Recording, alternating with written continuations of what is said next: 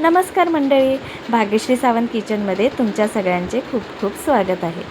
तर अशीच मी घरी बसले होते आणि मोबाईल घेऊन आणि रील स्क्रोल करत होते, तर त्याच्यामध्ये मला एक छान रेसिपी दिसली, हेल्दी रेसिपी।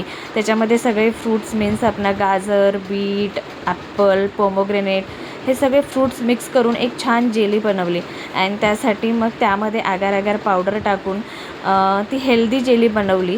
तर मला असं वाटलं की ठीक आहे, चला आपणही करून बघूया। आणि त्यासाठी ती मी रेसिपी बघून ॲक्च्युली मी ती रेसिपी बघून ती सगळं एडिटिंग वगैरे बघून मी एवढी इम्प्रेस झाले आणि मी विचार केला चला यार, खूप हेल्दी पण आहे आणि टेस्टी पण खूप छान लागेल, कदाचित आपण ट्राय करून बघूया।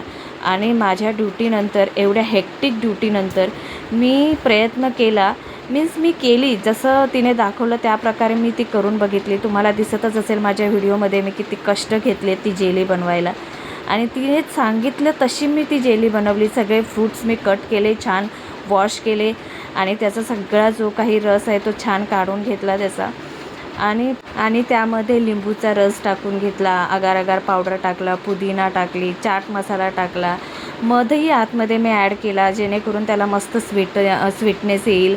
म्हणजे तिने ॲक्च्युली मध ॲड केला नव्हता, एक कोणती तरी शुगर ॲड केली होती, पण मी म्हटलं थोडीशी मध आपण टाकून बघूया, हेल्दी असा विचार केला। थोडंसं सॉल्टही टाकलं, हे आगार आगार पावडरही टाकले आणि छान तिने दाखवल्याप्रमाणे ही मी रेसिपी ट्राय केली। म्हटलं माझी मुलं आवडीने खातील, ऑफकोर्स जेली आहे ती बाहेरची जेली देण्यापेक्षा बेस्ट पर्याय आहे हा विचार करून मी इतक्या कष्टाने ती मी जेली बनवली आणि इतकी छान, म्हणजे कन्सिस्टन्सी आणि त्याचा जो म्हणजे तिने दाखवल्याप्रमाणे इतका छान टेक्स्चर आलं आणि ते बघून मी त्या प्रेमात पडली, खरं सांगते।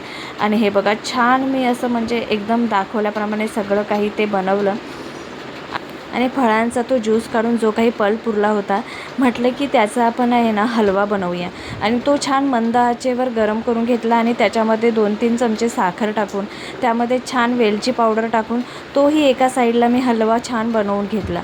आणि हॉनेस्टली सांगते तुम्हाला, त्याचा रिव्ह्यू होता ना, तो दोन्हीही म्हणजे जे काही मी पदार्थ बनवलेत त्यातील तुम्हाला असं वाटत असेल की ऑफकोर्स याच्यामध्ये जेली खूपच छान झाली असणार आणि हलवा पण छान झाला असणार।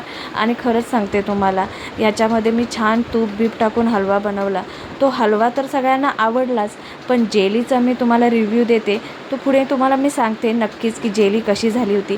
पहिलं त्याचं तुम्ही टेक्स्चर बघा आणि त्याची कन्सिस्टन्सी बघा, जी मी तुम्हाला आता थोड्या वेळाने दाखवणार आहे।